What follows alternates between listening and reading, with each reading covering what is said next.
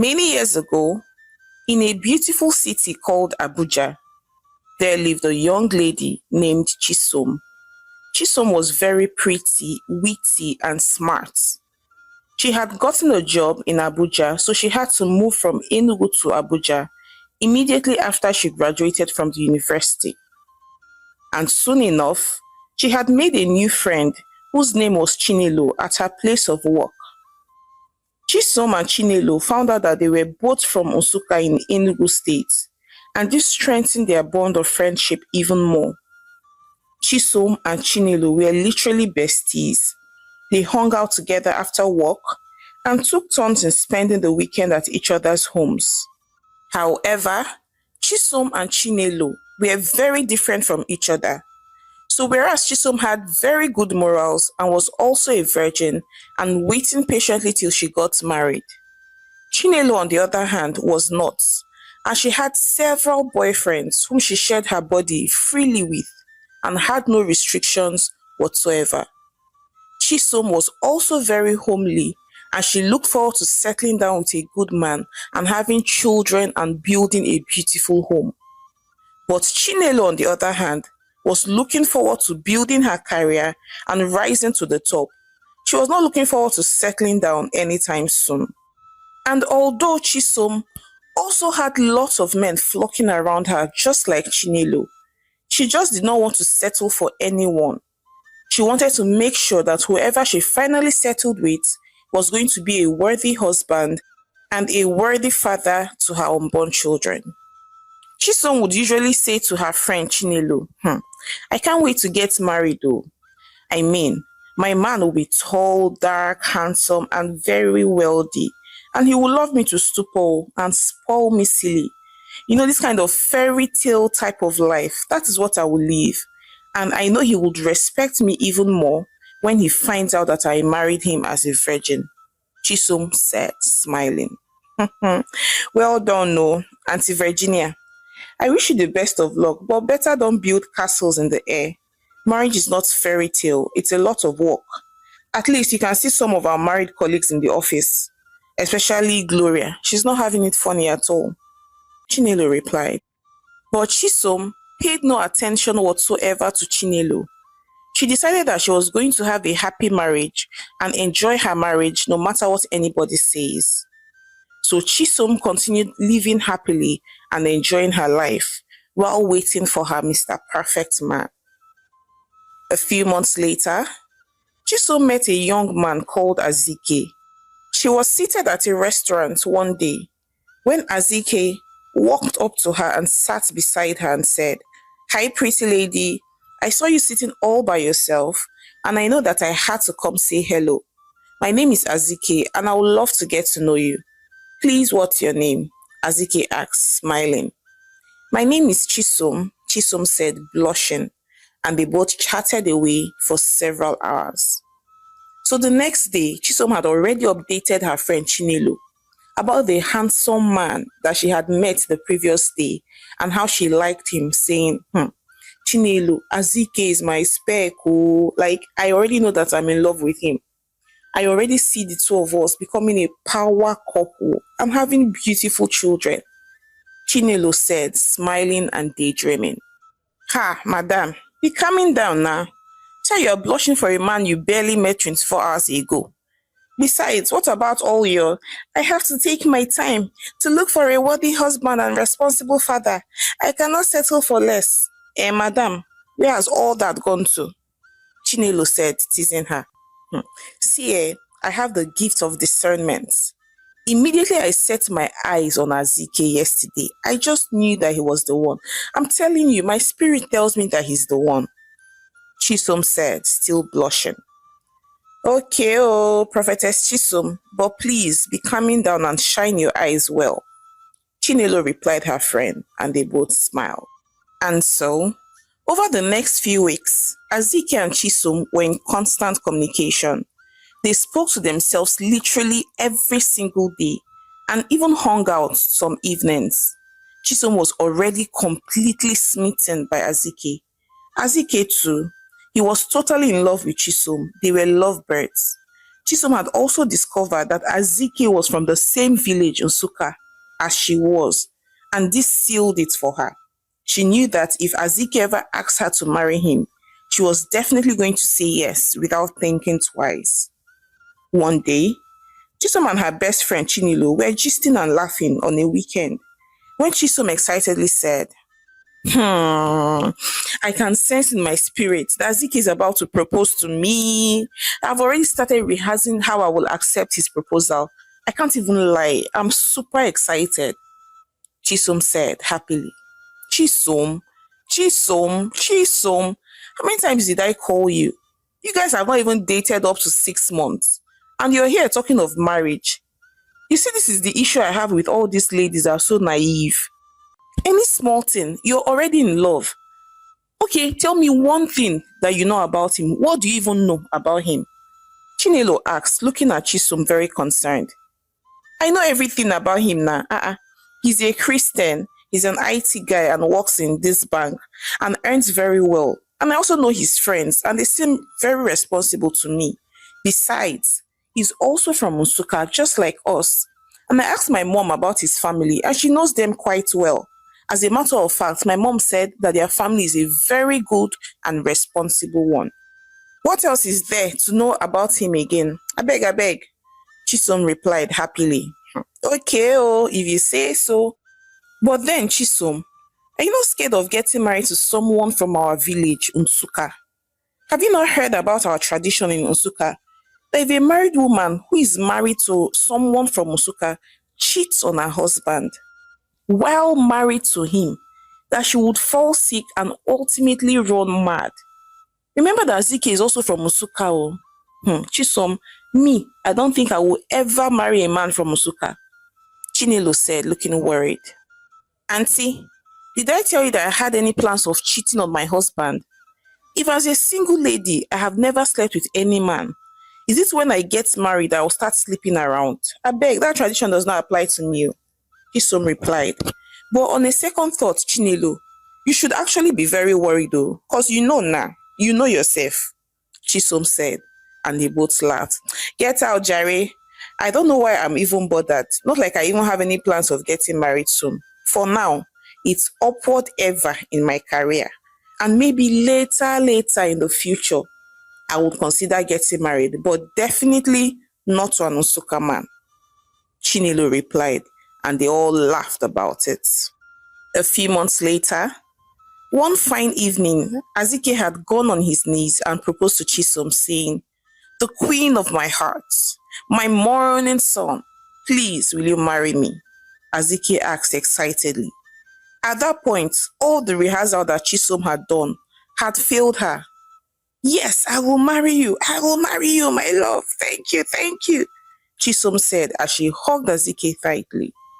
Her best friend Chinelo was so happy for her, and in a few weeks, Chisom and Azike traveled down to their village Nsukka and had a very lavish traditional wedding ceremony, and then came back to Abuja to have a luxurious white wedding ceremony. Chisom was so happy, she was over the moon. Her friend Chinelo was also very happy for her too. A few weeks later, Chisom had resumed back to work from her honeymoon. She had the newly wedded wife glow. All her colleagues welcomed her and teased her with "new wife, our wife, oh." They were all just super excited to see her.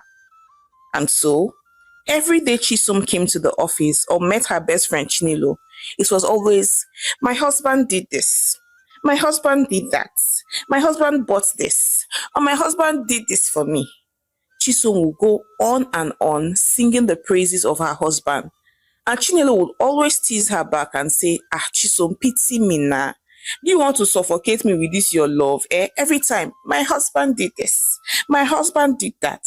Wahala for all the singles who will not get man. Chinelo would always say, teasing her friend, and they would both laugh. So Chisom continued to live happily and enjoy the love and affection of her husband. In barely 3 years after they got married, their family had grown, as Chisom had given birth to two beautiful baby girls named Michelle and Francesca. Chisom's heart was so full, This was what she had always dreamt of all her life. A husband who loved her, and healthy children, and a beautiful home. Chinelo, on the other hand, was really happy for her friend. And although Chinelo was not yet married, she was advancing really quickly in her career. She had already been promoted twice in a space of barely 3 years. And Chinelo and Chisom remained very good friends and still found time to gist and catch up, despite their very busy schedules. However, things began to change pretty quickly for Chisom. She began to notice that her husband began to keep late nights and even began to shout and scold at her for no reason. So Chisom got very worried. Their home, which was once a very peaceful and loving one, was beginning to turn into a war zone. Chisom had gone severally to plead with her husband Azike, saying, "My husband, Dimoma, why have you changed like this towards me? Please, whatever I have done to warrant this, please forgive me, or at least tell me so I can change my ways." Chisom would say, crying. But Azike would pay no attention to her pleas, and he kept on keeping late nights and scolding Chisom at the slightest provocation. So Chisom turned to prayers. She would pray and cry, asking God to intervene in her marriage and turn the heart of her husband back to her. Chisom also tried her best to hide her marital problems from her best friend Chinelo.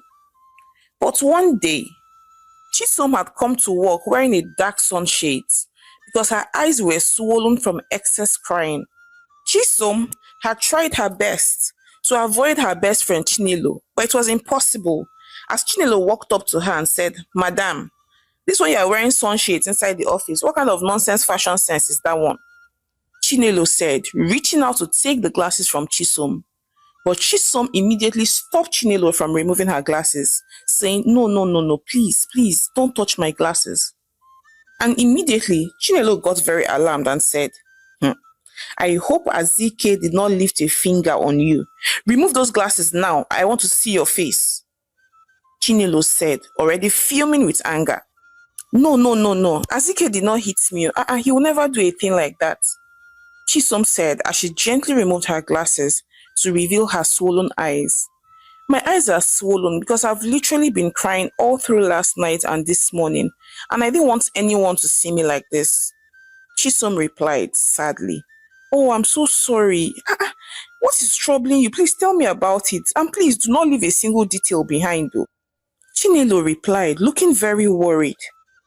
And so, Chisom went ahead and narrated everything that had been happening in her home, then said, "I think my husband is cheating on me. I think Azike is cheating on me," Chisom said as she broke down in tears. All these men safe.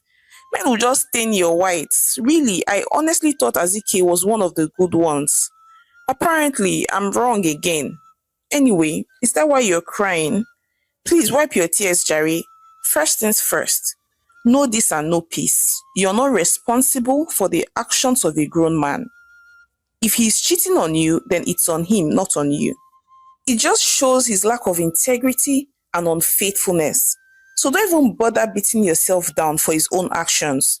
You should be the one to take responsibility for them and own up to his actions, not you. What I want you to do is to keep focusing on yourself and your personal growth. And if you choose to forgive him, that's completely up to you," Chinelo said, trying to pacify her friend. But Chisom just kept on crying and crying. However, a few months later, and things had even gotten worse between Chisom and her husband Azike. Azike was still cheating on Chisom, and Chisom was still always crying. It was now so bad that she was always in and out of the hospital, treating one infection or the other. Chinelo just continued to encourage and console her friend. But Chisom was so heartbroken. She had felt betrayed by Azike. This was not the life that she had dreamt of. Chisom would always cry herself to bed. However, Azike was becoming bolder. He was now bringing his side chicks home, and Chisom had just had enough. So one day she went to her friend's house and said, "Chinelo, I am tired. I am tired of praying and hoping for my husband to change or even ignoring him. How much more hurt am I expected to endure? How much more pain should I take? Chisom asked, crying and weeping. See, I want to pay him back in his own coin. I want to do something that will hurt him very well. See, this man that I kept myself for is now the one sleeping with everything on skirt. See me now. I'm a very beautiful woman. Many men want me, yet I'm the one refusing them. I know what I'm going to do. Since my husband has decided to have side chicks, Abby, me, I will have a side man. That way, he will feel very jealous. After all, whatever is good for the goose is also good for the gander, Chisom said, crying. Ah, no, no, no, no. No, don't stoop so low because of a man. He's not worth it, Chisom. Besides, you know that this is not you. Also, have you forgotten our custom, our tradition, that in Nsukka, a woman cannot commit adultery. If not, she will run mad. Chinelo said, looking worried. What kind of stupid custom is that one that will make a married woman who cheats run mad and do nothing to a married man who cheats? That custom is unfair. Besides, I feel like it's just a myth. It's not true. It's not even possible. Besides, you are not even in the village. You are in Abuja. So how will the thing even affect me? Chisom replied defensively. Ha, it's not a myth, though. Please just erase that thought of cheating from your mind. I beg you in the name of God. Chinelo said, pleading with her friend. But all Chinelo's pleas and words fell on deaf ears, as a few weeks later, Chisom found herself a side man or a side cock and slept with him just to spite her husband. But Chisom felt so shocked that rather than feel good about what she had done, she felt terrible and she wept profusely and swore that she was never going to stoop so low to desecrate herself again, irrespective of whether her husband changed or not, and that she was no longer going to let his actions weigh her down. So from that day, Chisom continued to live her life to the fullest and paid no attention whatsoever to her husband. So about 2 months later, Chisom was at the office one day, gisting and catching up with her friend Chinelo. When Chinelo brought up the discussion of the Nsukka tradition again, saying, you see why I cannot marry from our place in Nsukka? It's not as if I'm planning to cheat on my future husband though. But if I now mistakenly cheat on him, Unko, I will now run mad just like that. Then him that is intentionally cheating on me, nothing will happen, Abi. Pico, I'm not cut out for that nonsense. Nsukka men should carry their wahala and go, Chinelo said, looking disgusted. Shh, let me tell you something. Shebi, I told you that tradition is a myth. Remember that time I told you I was going to get a side man, a side cock, that you advised against it because of this tradition? Chisom asked. Yes, of course. I remember. And I remember that I warned you not to do it, didn't I? Chinelo replied sarcastically. Well. I'm not proud of it though.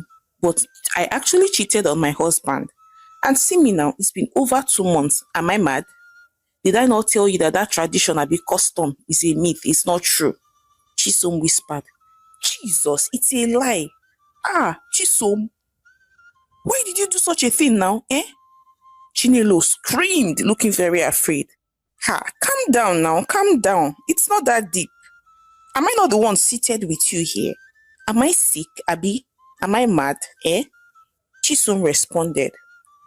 But before the words were done flying out of Chisom's mouth, Chisom was suddenly struck with madness. And Chisom began to act strangely and began to scream, come and do, come, I'm available. Come and do something, come, I'm available. Chisom chanted, running all over the office and behaving insane like a mad person. Everyone in the office gathered to stare at Chisom in shock. They had never seen something like this before. And immediately, Chinelo fell to the floor, crying and screaming, saying, Chisom, Shebi, I warned you, Chinelo said, crying. So with the help of her colleagues, they were able to subdue Chisom and take her back to her home. Chinelo had already called Azike and Chisom's parents and told them all that had happened.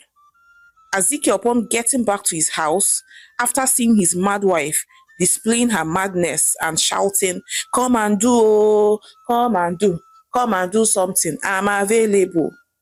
He already knew what had happened and he got very upset and said, "Oh, so my wife there sleeps with another man? Thank God for our custom and tradition. I will never forgive this woman. You people should bundle this thing and take her out of my house." Azike shouted angrily. So Chinelo had no choice but to move Chisom, her best friend, with the help of bystanders, to her own home while she awaits the arrival of Chisom's parents so they can take her. Chinelo kept on crying and wailing, saying, "Shebi, I want this girl. I want you, Chisom. I want you, but you will not listen. Now see what has befallen you," Chinelo said, crying. So later that night, Chisom's parents arrived Abuja and were in Chinelo's house. Immediately they set their eyes on their daughter, manifesting madness and shouting, "Come and do, come and do." Tears began to flow from their eyes. They were very grateful to her friend Chinelo for holding her and not allowing her to take her madness to the market. As there is a saying that when a mad person goes to the market, the madness can never be cured. So in a few days, Chisom's parents made arrangements and took her back to their village so they could perform several rituals to appease the gods so that their daughter's sanity would be restored. So Chisom stayed back in the village with her parents for several months so they could perform several rituals, while her parents tried to also nurse her back to good health. Chinelo, on the other hand, had gone to Azike to request that he hands over Chisom's daughters to him so she can take care of them, pending when Chisom was stable and becomes well again.